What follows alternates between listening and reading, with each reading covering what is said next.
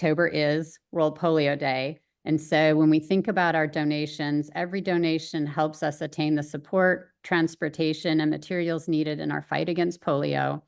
And all donations continue to be matched 2-to-1 by the Bill and Melinda Gates Foundation, tripling our impact. So as we continue, our club through this month of October has been doing the polio timeline back when PolioPlus started. And so we're currently in the year of 2014, which is when India went a full 3 years without any new cases of the wild polio virus. And the World Health Organization certified Southeast Asia as polio-free. In 2014, the global polio cases were down over 99% since 1988. And then in 2019, Nigeria went a full 3 years without a new case. And in 2020, the World Health Organization certified the African region wild polio free. So Alberto is our club polio chair, and he's going to give us an update on our polio challenge and our giving contributions.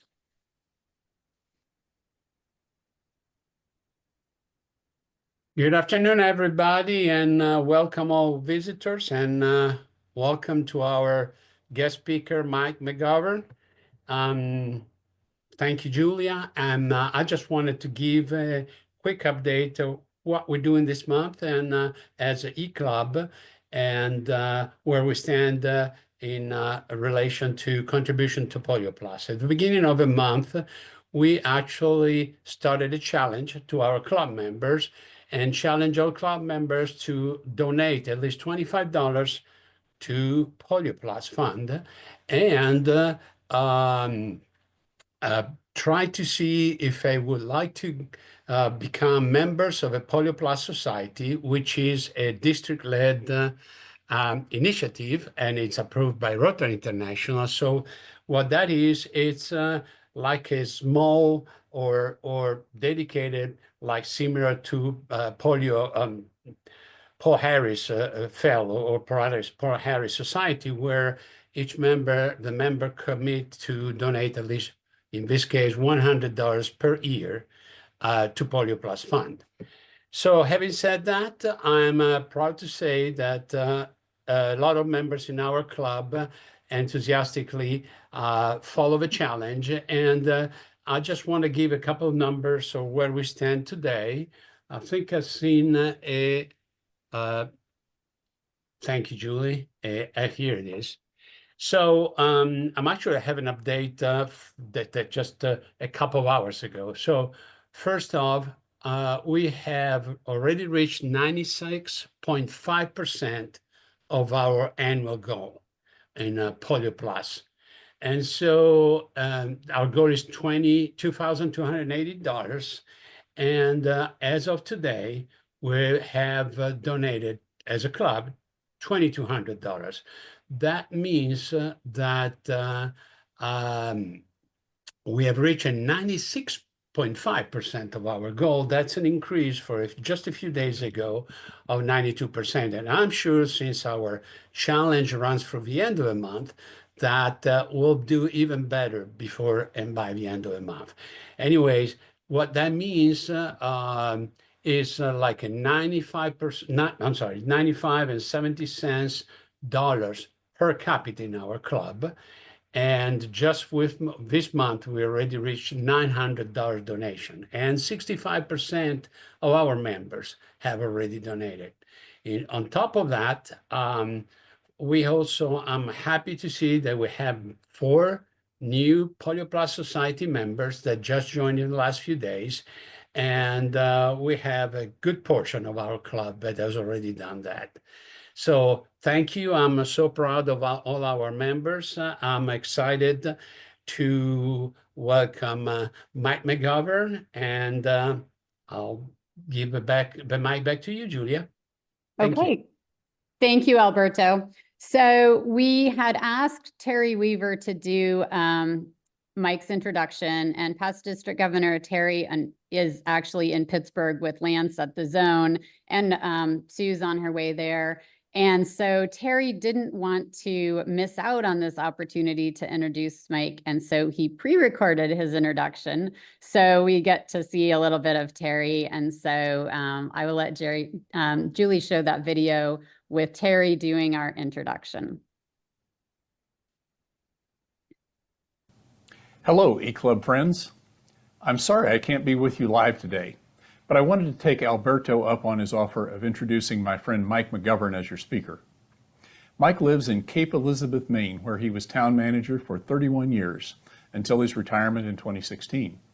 And in the midst of all that, he served his district as governor in 1999-2000 and his zone as an RI director for 2006 through 2008. We got acquainted in 2015 when I was governor of District 7750, and Mike visited us as our foundation event speaker. I'm also eternally grateful to Mike for overcoming some outside influencers and keeping our district in Zone 33 as a part of the rezoning project he chaired in 2017-18. Mike has held countless Rotary International offices and chairmanships, including Vice President of RI, Chair of the RI Membership Committee, and as a trustee and vice chair of the Rotary Foundation, to name only a few. He served as the chair of the Rotary International PolioPlus Committee since October 2014. He also represents Rotary on the board that governs the Global Polio Eradication Initiative and chairs its Finance and Accountability Committee. He's an expert on polio eradication, and we're fortunate to have him as our speaker during the week of World Polio Day. Please welcome Mike McGovern. Thank you.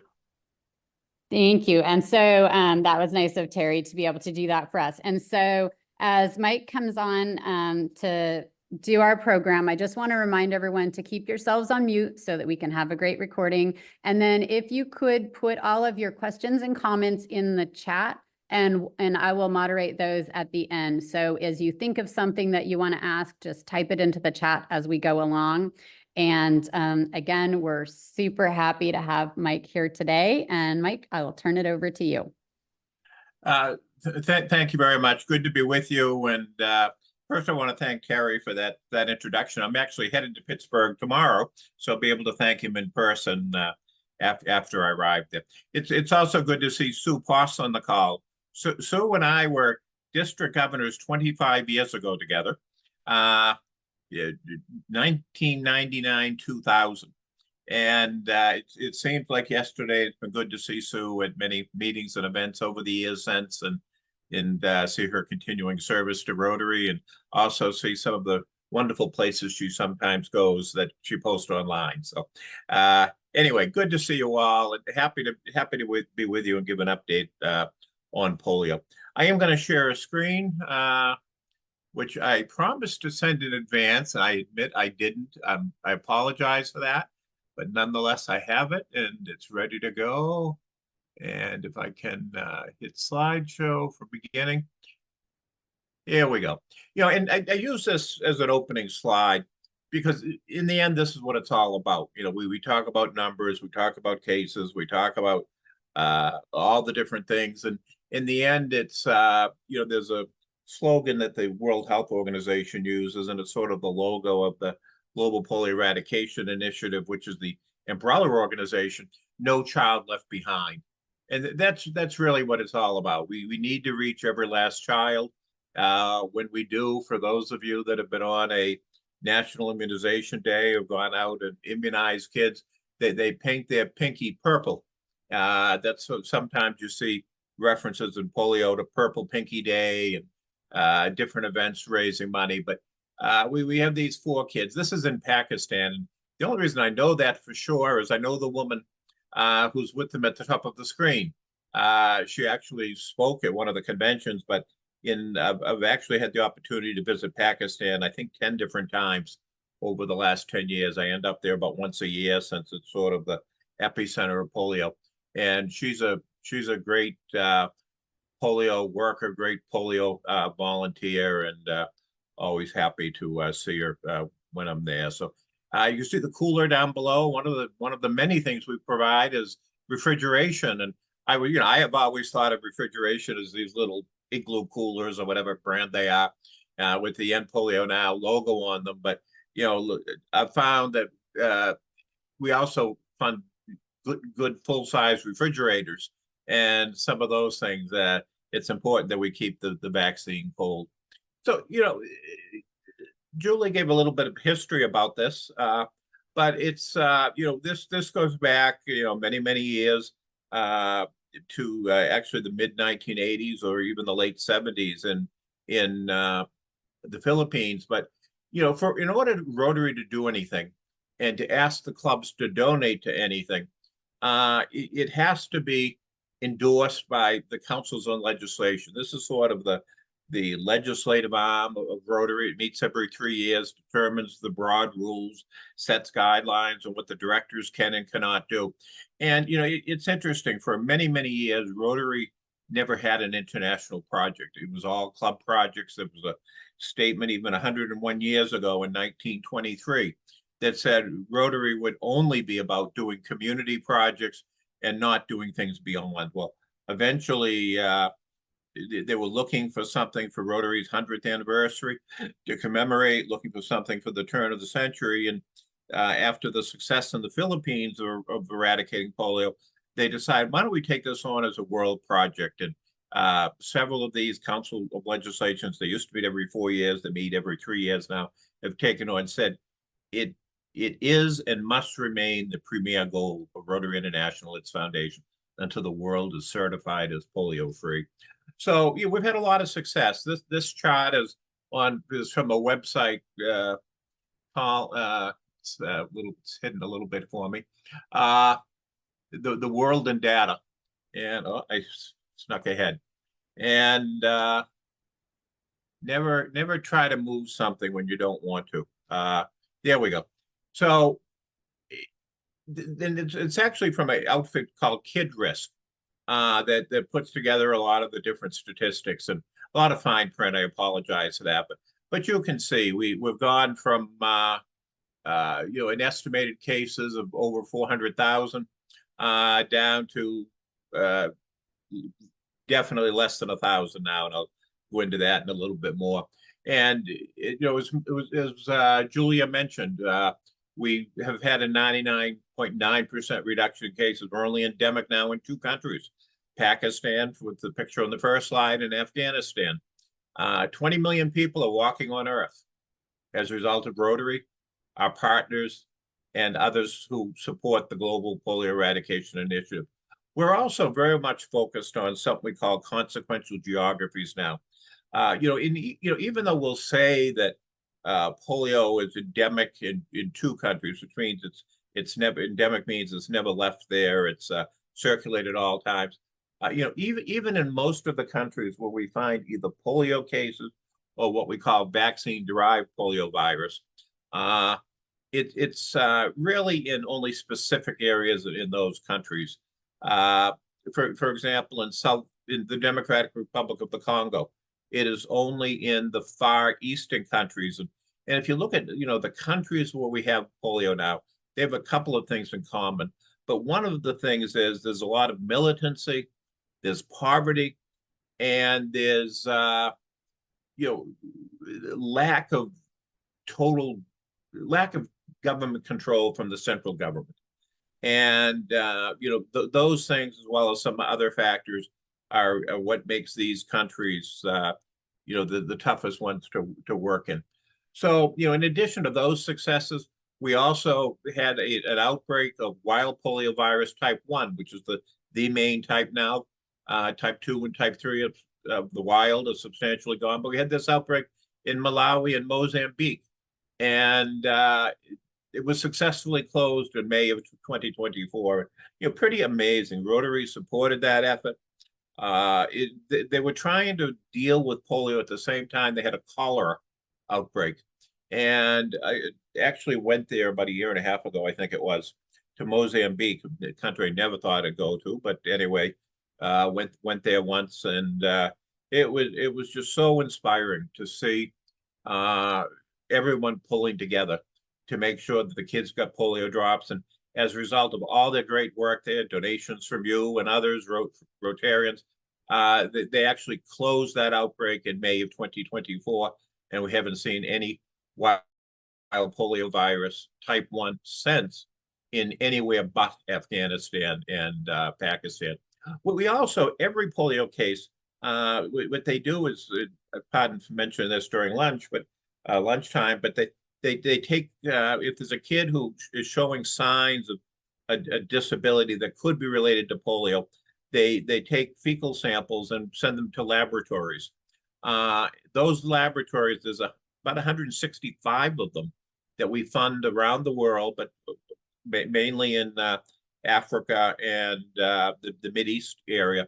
And anyway, they do testing, and one of the things, just as we might go to ancestry.com and send our own DNA, they actually do sampling, and they actually do genetic testing, and they can tell the virus exactly where it came from and what type of virus it is. And it's interesting. We used to have, hundreds and hundreds of variants, of genetic variances of wild polio virus type 1. And now we're finding in Afghanistan and Pakistan, it's at an all-time low. The one that was most prevalent 2 years ago, that was resulting in all the cases, has virtually disappeared. And it shows the success of narrowing down the number of places, going again into the consequential geographies, and overall shows a sign of progress. We also worked with our partners to have an immunization campaign in Gaza. There was a polio variant case, circulating vaccine-derived polio case in Gaza, probably now 5 or 6 months ago, maybe 5 months ago, and the world quickly became alarmed. And as did the people of Gaza. They have had a great record, the Palestinians who lived there, of having their kids immunized. The vaccination rate was like 95%. But anyway, this kid came down with the polio variant case that came over, we think, from Pakistan with the genetic testing. And we had positive environmental samples. And how do you do an immunization campaign in a place? We see it on the news, the bombing of the health centers, and all the other things that are going on there. And all of the parties involved, the Israelis, the Palestinians, some of the neighboring governments, UNICEF, the US government, all got involved and negotiated the ability to have periods of tranquility. These periods, like several hours a day, several days running. So we ran a campaign from September 1 to 12, and we're also now in the middle of the second round. Both have gone enormously well, enormously successful.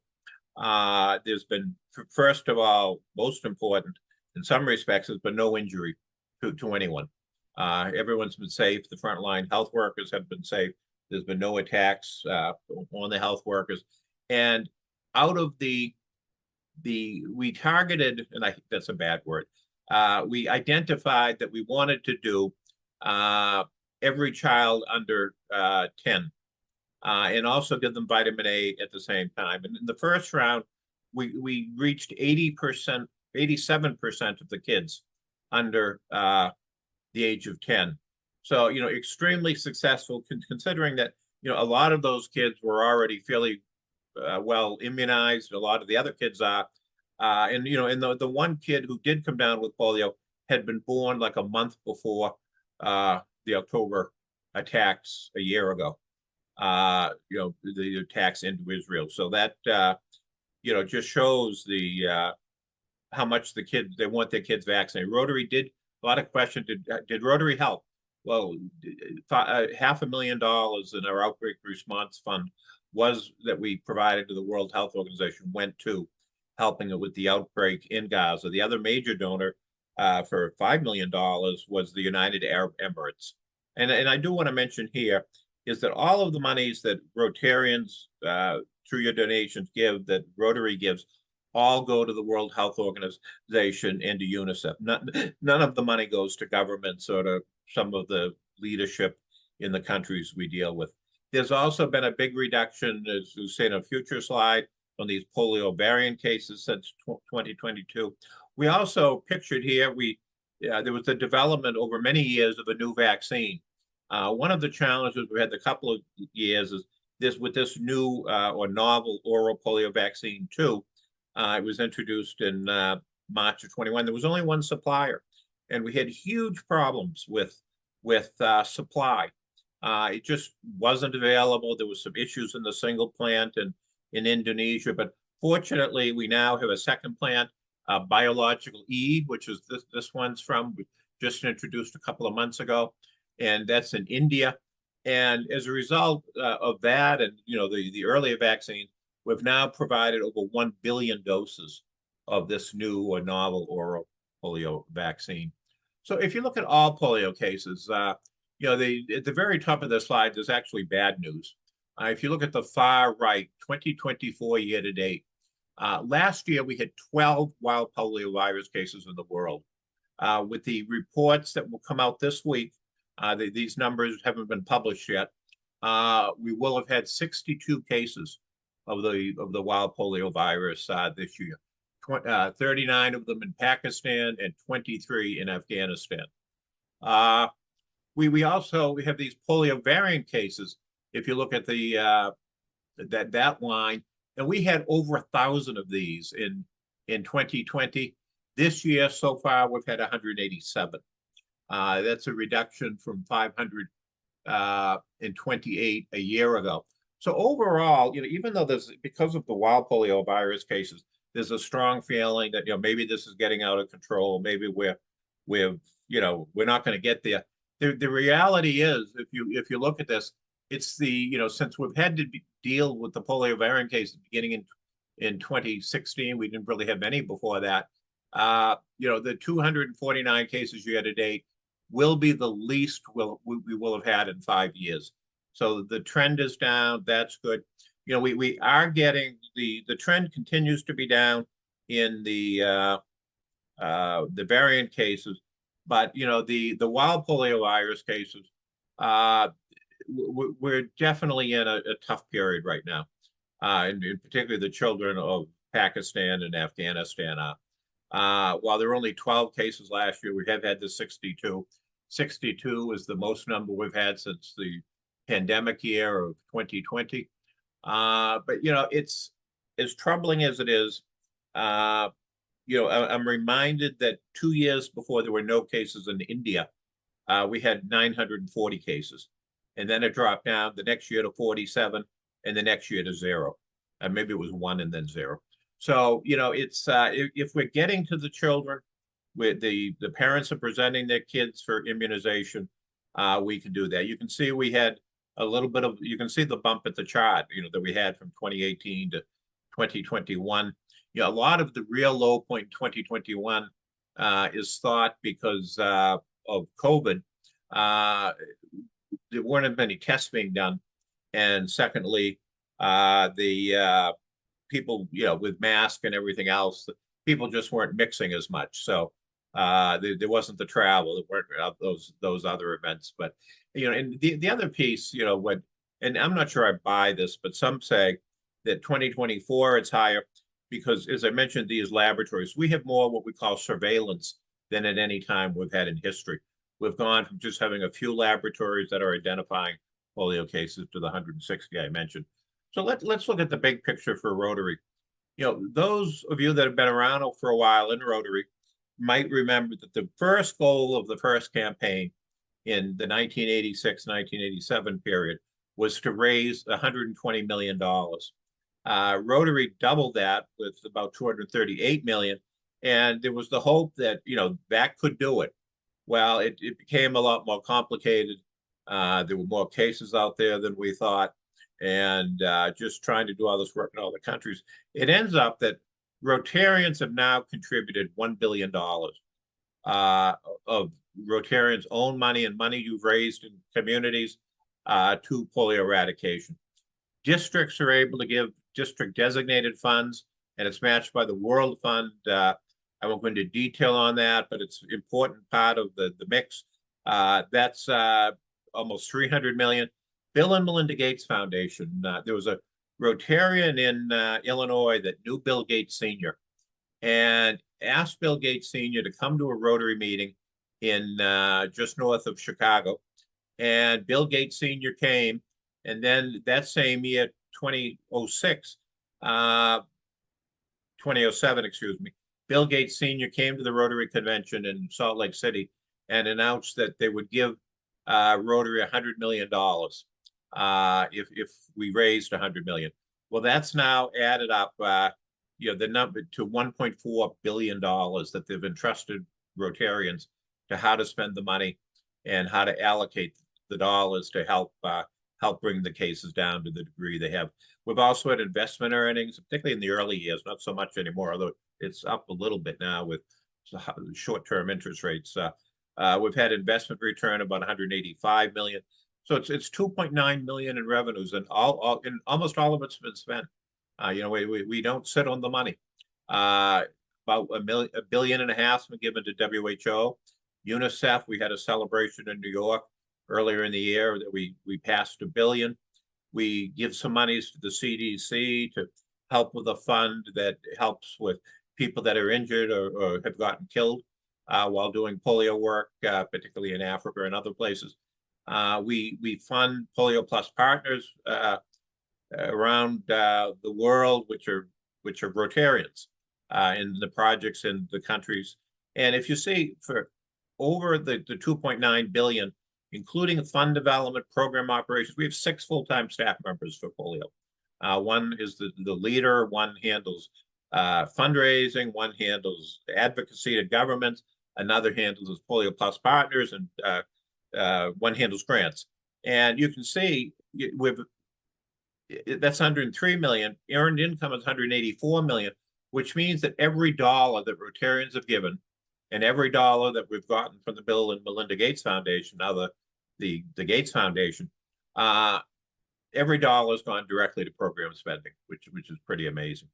And this is how the money, 3 times a year, the Polio Committee gets together, and if Rotarians give $50 million a year, and we spend $50 million a year, then the Gates Foundation wires us $100 million. And then in 2 further tranches during the year, one that happens in January and one that happens right around the time of the convention each year, another 100 million is allocated. That money pays for vaccinations. It pays to convince people to take the vaccines. It pays for all of the stipends for all the workers. It pays for transportation. It pays for convincing people to get the polio vaccines. And an awful lot of the money in the last few years has gone towards outbreak response. We get these cases in Africa of these vaccine-derived cases, and we've actually spent now $96 million over the last 3 to 4 years and trying to knock those cases down. For the most part, successful, although there's been a few other places. So, and all this is decided by Rotarians. We have a grants committee of the International PolioPlus Committee. Then there's the PolioPlus Committee, and then there are the trustees. And that's, it goes through the cycle of 3 different groups of Rotarians who review the grant requests from WHO and UNICEF and who approve them. I also mentioned PolioPlus Partners grants. You can see all the different countries that these go to.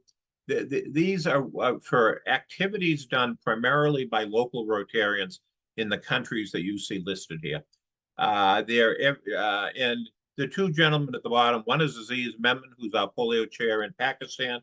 The other is Mohammed Ishaq Nyasman, who's in Afghanistan. We only have 32 Rotarians in Afghanistan, and I think half of them don't live there anymore. So I just, I look at these 2 gentlemen and the work that they do. There is a small staff that we do have in Pakistan that works with Aziz. Aziz is a volunteer, and they distribute what I would call swag, a lot of materials. They organize parades. They organize things like you see in the place where Pakistan, where we're getting all the cases now, is right near what they call the Quetta block. And this is a meeting they organize with Muslim clerics to try to convince them to have this support. And a lot of those activities go on.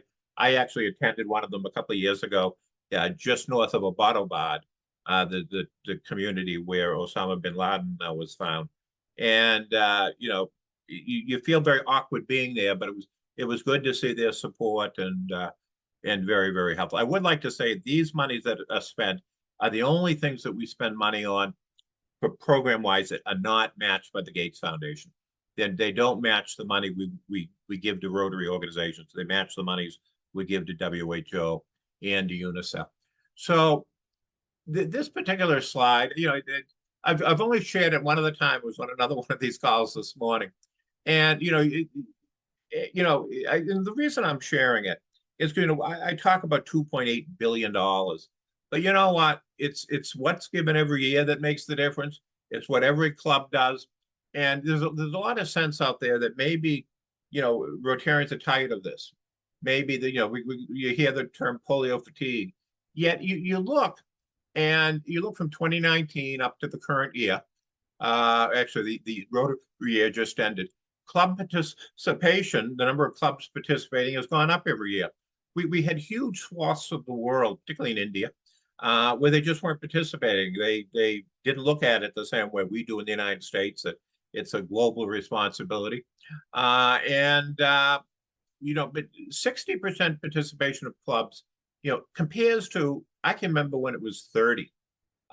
It's gone up almost every single year. And it goes up by 1% or 2%, 1.5% a year. And, that works well.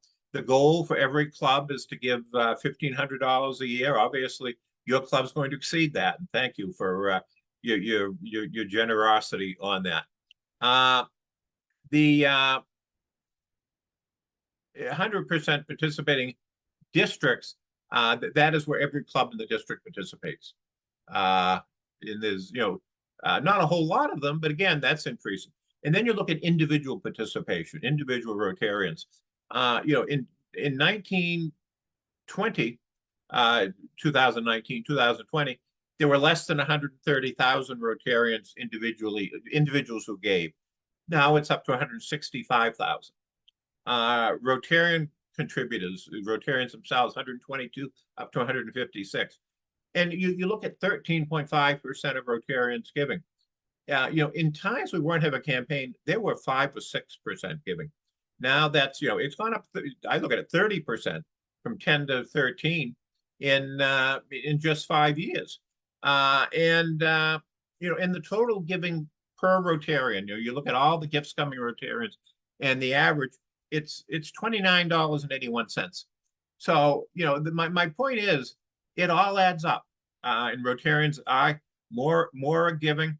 And I would say these numbers are way understated, because a lot of the money comes in from a club that is made up of a lot of individuals giving. In fact, I have a check down the bottom here that I made out December 31, 1987. And I made out 2 checks that year to PolioPlus. It was when the campaign was first starting. The first one was on October 14th of 87. And I gave $100, but it was made out to my club. So I don't have it here, but it's, but my point is, that bank doesn't even exist anymore. I don't live at that address anymore, but yet, we're all still giving to polio, or at least, 13% of us are. So, that's what it takes. And also, it's just amazing. This Austin, Texas, I believe this is, I don't know what other Austin, but I have all these clubs. But I think the most frequent fundraiser for polio is Pints for Polio. I don't know what it is about alcohol and beer, but there's something about, that's where, yeah, it does say Texas, Austin, Texas. That's where most of the money comes in. So if you're in Austin, Texas on October 24th, Thursday, stop by Maria's legendary Tex-Mex, and you can contribute to the cause and enjoy. So, as I mentioned, Gaza is doing well. Just can't believe what happens there, and the fact that, they still consider polio priority is just amazing. There was a lot of publicity on that. Not a whole lot accrued to Rotary, I realize, but we can all know we made a difference there. Pakistan, the polio workers, every time you see a polio event in Pakistan, there's always security with them. The government provides that. We don't pay for any of that. But because the polio drives are announced, they become a target. Not because of polio, but because they want to show that the government is not in in control. In Yemen, it's all of these countries have areas that are security compromised, and Yemen is just the same. And you can see there the refrigerator doesn't have the polio logo. Well, we don't have a single Rotary Club in Yemen, but because we work with UNICEF, we work with the World Health Organization, and we work with governments around the world, we can still help to provide resources, but we don't brand it in those countries where there's no Rotary as Rotary, because in some places they don't like they want to think it's a local program and whatever. We understand that. Our importance is every last child. It doesn't matter where they live. Every last child needs to be helped. Plus the fact we obviously don't want it spreading back. Afghanistan, I've kept to last. We were working very successfully with the de facto government there. I met the health minister a couple of times. It never fails. My phone rings during these calls, and we had gotten what we really wanted was house-to-house vaccinations. There's different ways you can do polio vaccination. We wanted house-to-house, and we got it in 98% of the places. And the cases were limited to around a place called Kandahar, which some of you follow the news, remember, talk about Kandahar. But anyway, the person that called the Supreme Leader decided 4 weeks ago on a nationwide basis, they're not doing house-to-house vaccinations anymore. They give the reason is that people are too nervous about people knocking on their doors. But that didn't seem to be a problem in the rest of the country. But it's an interesting regime to work with. Again, we don't give them any money, but we do support the cost of doing vaccinations. And so what they announced was instead of house to house, they would do mosque to mosque, which means that you had to go to the mosque to get your kid vaccinated. And the polio people may be there, may not be there, and women are not allowed in a lot of these mosques in the country. So as a result, the pronouncement was a disaster. Well, fortunately, some people have worked with the leadership in the country, and they've now shown a little bit of flexibility, and they're allowing site to site, which means that say on the stairway there were 20 homes on an alley. You can't go down the alley and knock on every door, but what you can do is go to the end of the alley and set up a little shop, and then go ring a bell or whatever, down the alley and announce you're there. Obviously, not everyone's going to come out of their homes. So we eventually hope to get back house to house. We need to get back house to house if we're going to get it done. But this just shows the setbacks we have. And the other additional problem is the cases are coming from Afghanistan into Pakistan as well. We can tell by that genetic sequencing that that's true. So overall, the polio eradication is going well. Rotarians continue to be generous. Rotary still has a lot of involvement in advocating to governments around the world to also help support this. The U.S. government gives about almost $250 million a year, total bipartisan support for that, both Republicans and Democrats. And it's an example when we hear so much about Washington. We had a reception there in May, and the very first person to come into the room to talk to the Rotarians, it was Mitch McConnell, and he's a polio survivor himself, and gave a great talk. And then we finished with a U.S. senator from Illinois, Tammy Duckworth, who used to work on the Rotary staff. She's one of the most liberal progressive members of the Senate. And it just shows the broad cross section that we have support from, almost unanimous support from both political parties. It's true around the world of the different governments. We also advocate, for example, to Pakistan. The Prime Minister of Pakistan, the #1 person in that country, is on Thursday at noon, their time, is actually participating in a polio walk organized by Rotarians. Going down the streets. I assume it's Islamabad, but it might not be. He also has a house in Lahore. It may be there, but he is going, demonstrating his support for polio eradication in the country, which is very positive. The other, just a couple of loose ends. I want to talk about these polio variant cases for a minute. These are not cases that are gotten from kids that get the polio vaccine. What they are is when there's kids that don't get any immunizations. They have their immunity levels are very, very weak because they don't get immunizations because of nutrition issues, water issues, etc. And so what happens is we give the polio drops to the kids, so shown on the screen. They secrete it, and then because of other less than sanitary conditions, others, they pick up, the little microbes that make up the polio virus, and then these kids that have no immunity at all pick it up. So it's really important that we reach as many kids as we can, and also that we encourage the immunity levels to be stronger by kids getting other vaccines. And one statistic I just saw last week is in the countries where we have polio variant cases, the overall level of routine immunization is 18% lower than in other countries where the immunization is 18% higher. So it's those countries where they don't have strong immunization programs where the kids are getting polio. And it's both because, one, they're not getting the polio drops, but secondly, it's because they're not immunized. So one of the things as we move forward, we're encouraging more and more working with the measles folks, working with malaria, working with all these other entities, and also providing the vaccines at the same time as much as possible. There's different groups in Rotary that help to support that in the different countries, and that's important. So, some years, this is World Polio Day week. I say that we're closer than ever. We're in great shape.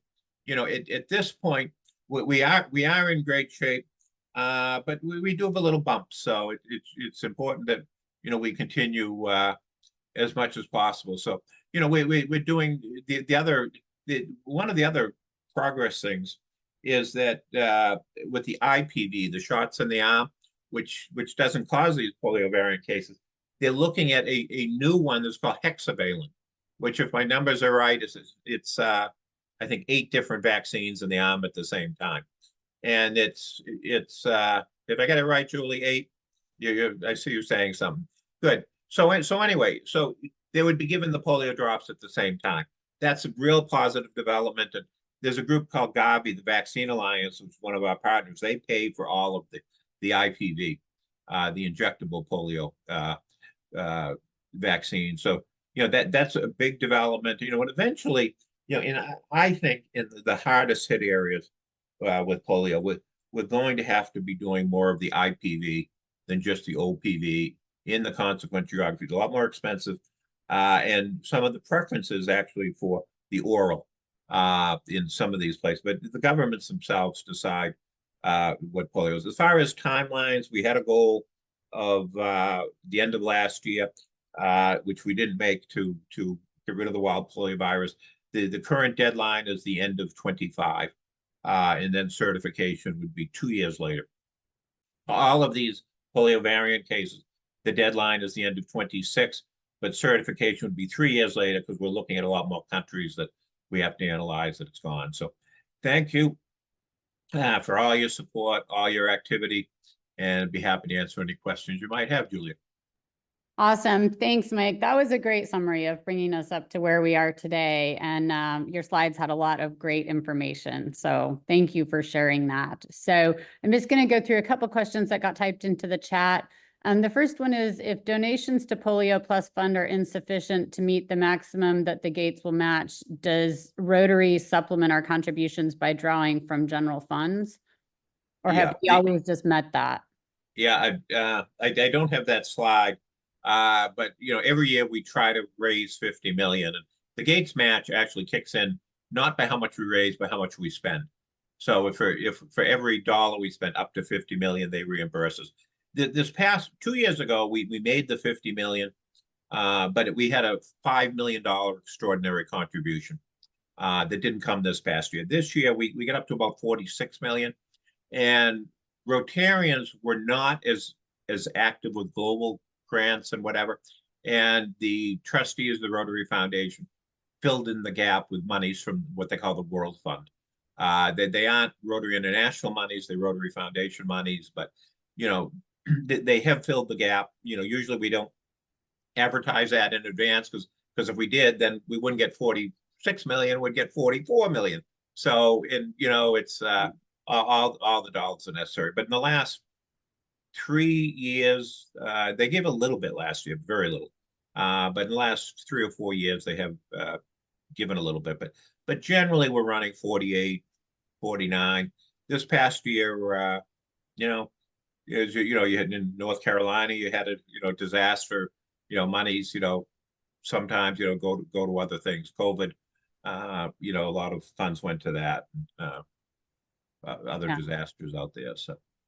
And I think that kind of falls back on each of the districts and the individual club presidents to just remind their members that we still have a need. I think sometimes when it isn't something we keep at the forefront, we don't give as generously. So I think that falls a little bit on the districts and the leaders to keep reminding them that we have to meet that gap. So yeah, and Julia, every bit helps. It's when the average is $29, I think that's a pretty good indication.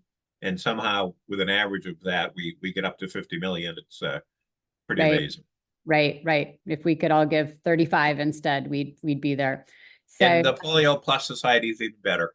Yes, exactly. 14, I think the number is 14 by Alberto's presentation. So. Right. I got my pen on. So, is there a strategy for what will happen to the organizational structure when we eradicate polio? I'm not sure if the question, Ken might chime in, for continuing to vaccinate children with the World Health Organization. Yeah, there is something called the post-certification strategy. And that does provide the kids would be vaccinated for at least 10 years thereafter. And, predominantly there'd be a withdrawal of OPV. It would only be done with the injectable, the IPV, the inactivated polio IPV. And it's going to cost money. And one thing, Rotary, we just formed we just asked a committee already formed for other purposes, the fundraising committee, to look at, what will be, once we finish the wild polio virus, what will Rotary have as a goal? What should we have as a goal? It hasn't been determined yet. But one thing that has been committed to is that we'll continue to advocate to the governments of the world to help fund the vaccines and to help to, in all countries to self-fund the different programs. India, for instance, now totally funds all of the vaccination programs, while in, years past, Rotary spent a couple $100 million there early on. Obviously today it's with inflation and whatever, where the demands, cost a lot more money to get stuff done than it did 20 years ago. Right. And I think you had answered the question from Julie about our estimated hitting zero date is we're hoping to hit zero in the next year or two. Yeah. And so then next question is, and then the other vaccinations given in combination is something that the World Health Organization continues to plan what vaccines are given as they go out. So these kids are not just getting the polio vaccine, they're getting other vaccines as well. Yeah. If you Google hexavalent, HEXAVALENT, hexavalent, it will give you the list of all the different vaccines. So, and do you feel like the overall health of these children, because the polio campaign has made such a goal of reaching all these children, that the overall health in these areas has been impacted because they're getting these other vaccines and health as well? Do you feel like that's something that they've seen an improvement in the overall health of these? Yeah, absolutely. Yeah. A lot of these countries where we went into, they didn't really have any primary healthcare system. And then, we helped to fund health centers and other activities. Just funding these laboratories, 165 laboratories across Africa. There's just so much better surveillance of disease. And I look at COVID just in February of 2020. I was in Pakistan, in Islamabad. They took us to this call center that was available for everyone to call with their questions about polio vaccines, anything polio. Well, a month later, that call center was expanded and was the nucleus of the COVID call center for the whole country. And you know, when I went, there were like 25 people working there. I think it ended up there were like 400. But the nucleus of it was, the creation of it was through the polio program, and that's typical of what you find in so many places. Is that you know, it was Rotary and our partners that got things on the way to identifying diseases, and for, you know, just a place for someone to bring a kid who's got some issue. Right.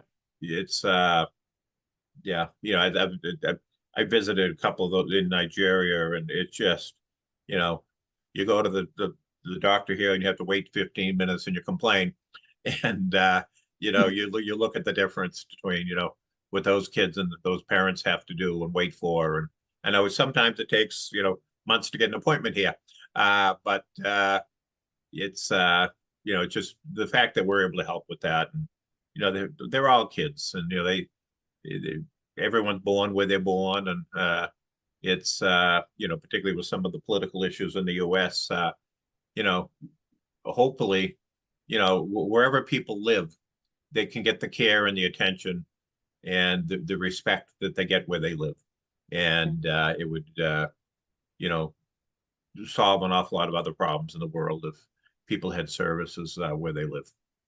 Right. And I think, you know, that's also a great relationship with October's economic and community development is we're helping the kids, but also everywhere that we put in one of these centers of science and, you know, vaccine production and stuff, we're also having some little support of a local economy that completely didn't exist without us coming in and putting in a hospital structure and employing people to run those too. That really just hopefully helps bring some of these Yeah, economies up and lift people up.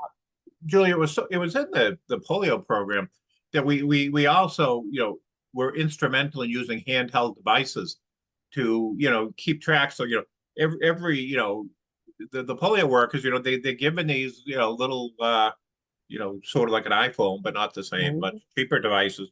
And they record every kid in the house. You know, it all goes into a data system, and there's all this tracking, and you really know who's being immunized and who isn't, where you need to go back. And you know, a lot of these techniques of you know, that are fairly common now were pioneered in the polio program. So we're running out of time, but I just have one more question, which kind of goes to that data point thing that Robert is asking about. When they're reporting cases of not just paralysis, but they're reporting cases of testing positive. So it's not just someone that's gone into the paralysis, but recorded cases are recorded a positive test. Yeah, well, there's a couple of different things. There's, first of all, you know, people will take a kid in and they're showing some symptom, and they're called acute flaccid paralysis. And 99% of the kids that are brought in when they're tested don't have polio. But they're identified as having something else, you know, which is another, you know, part of a contribution. But yeah, every positive test, no matter where it comes in from, has to, there's a worldwide reporting system as part of some treaty that has to be reported. You know, and once in a while, you know, like I'll find there was a case in one country, I won't say what it was, 3 or 4 months ago, that wasn't being reported. You know, finally Rotary said, you know, damn it, you know, I pardon my English, you know, get that case reported. That's the way the whole system works. So, you know, they didn't believe it because the test was in another country. It wasn't, you know, they didn't have a lab. It was a power play to get a lab in their country is what it was. But yeah, so all the tests get reported, but yet there are, you know, there are many different estimates. There are a lot more kids have polio who are not symptomatic, who never know they have polio. I just found out one of my father's first cousins, he's has Alzheimer's now. He's you know, in his 80s, and his sister visited me and said, "Did you know Johnny had polio?"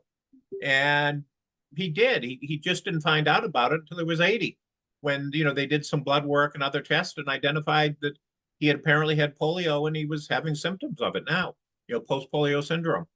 So, even, I hate to say it, but, some of you, particularly who never had the polio vaccine, or were alive before the polio vaccine, might in fact have had polio and not know, and you could see symptoms later in life. So, Right. Well, awesome. Well, thank you, Mike. And I'm going to have, okay. I'm going to have Julie pull up our slide and our speaker dedication. I will say that when we're on Zoom, this is our applause, and it'll also be our standing ovation for Mike. So thank you, everybody, to give Mike a little applause. So what we do to thank our speaker is we donate a book to a little free library and support part of Rotary's literacy mission. And so we'd like to thank you by donating this book and putting it in a little library in our area on how do vaccines work. And this will have your name inscribed in it, thanking you for the program. And knowing that getting a vaccine can cause anxiety and fear in children, this beautifully illustrated book turns something that could be scary into an engaging and informative story, so kids can learn the science behind immunizations. And I do think it is amazing. Science is amazing what we can do to help prevent disease and help our children to know that these things that may cause a little bit of pain can do amazing things. So, so thank you for that and for our program today. And next week for our club members, we're going to have a program about Rotary storytelling as part of membership development. And that will be by our own Julie Tovey, our membership chair. So if everybody could unmute so that we could say the four-way test together of the things we think, say, and do. Is it The truth? Second, is it fair to To all concerned? Third, will Will it it build goodwill and better friendships? And fourth, will it Will be it be beneficial beneficial to all concerned?